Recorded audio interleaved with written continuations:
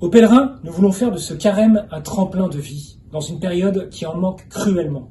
C'est l'un des paradoxes de cette crise. Si l'Église apparaît fragilisée dans son intendance, son message, lui, semble plus actuel que jamais, comme le montre notre enquête dans les paroisses et les mouvements.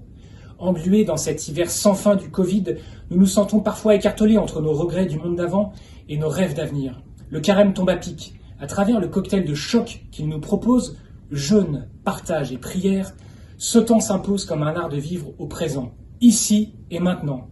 Il est d'ailleurs frappant de voir combien ces principes entrent en résonance avec les défis de notre époque, qu'ils soient écologiques, sociaux, existentiels.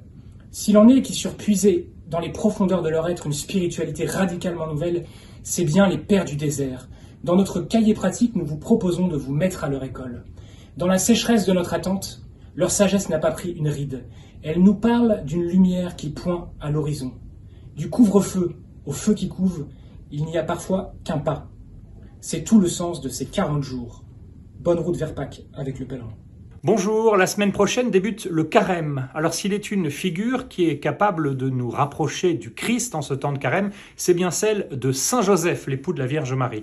Méfions-nous des images d'Épinal qui donnent un peu vite à Saint Joseph des allures de second rôle, un second rôle qui serait juste là pour assurer la logistique et puis compléter le tableau de la Sainte Famille. Imaginons un instant l'incroyable force et la foi dont il a fallu faire preuve pour accueillir chez lui celle qui allait donner naissance au Messie et puis assurer aussi son rôle de père terrestre auprès de Jésus. Alors à l'occasion de l'année qui lui est dédiée, à la demande du pape François, Famille chrétienne ouvre le carême en méditant sur ce que nous avons appelé, nous, les vertus cardinales de Joseph. La justice, l'humilité, la responsabilité et la fidélité. Profitons alors de ces 40 jours de carême pour nous mettre à l'école de Saint Joseph.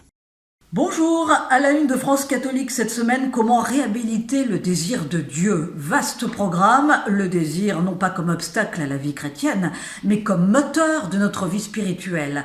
À la clé, un grand entretien avec la philosophe Sophia Kubi qui nous explique que plus notre désir sera profond, plus notre vie spirituelle sera profonde. Et puis nous vous proposons aussi de découvrir les parcours de guérison et de délivrance tels qu'ils sont enseignés par le père Gilles de Rocourt de la Fondation et de la communauté Aïn Carême. Ces parcours de délivrance sont de plus en plus demandés et c'est bien normal quand nous nous rendons compte que nous chrétiens, nous avons des entraves et qu'il faut peut-être fermer certaines portes aux démons.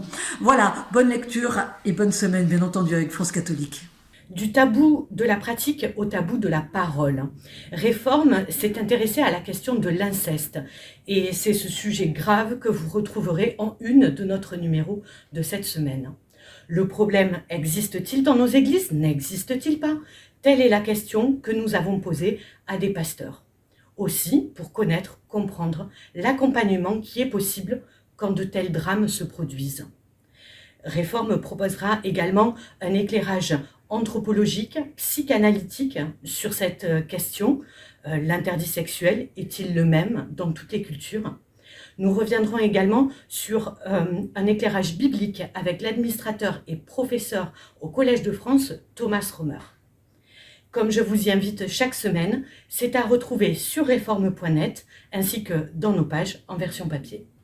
C'est Isabelle Autissier qui est cette semaine en couverture de l'hebdomadaire La Vie. Avec la navigatrice, désormais présidente d'honneur du WWF, nous avons voulu, en ce début d'année, faire un tour d'horizon des grands rendez-vous écologiques qui nous attendent en 2021.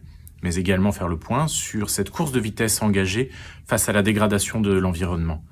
Dans ce numéro, on retrouve également un article historique sur 50 ans de prise de conscience écologique. À noter que La Vie publie également cette semaine, en coédition avec Le Monde, un atlas de la Terre, un très bel atlas, riche de 200 cartes, qui fait le point sur 6000 ans d'histoire, comment l'homme a dominé la nature et comment il peut encore se réconcilier avec elle. Tout cela est à retrouver en kiosque, mais également sur notre appli mobile et sur le site internet de La Vie.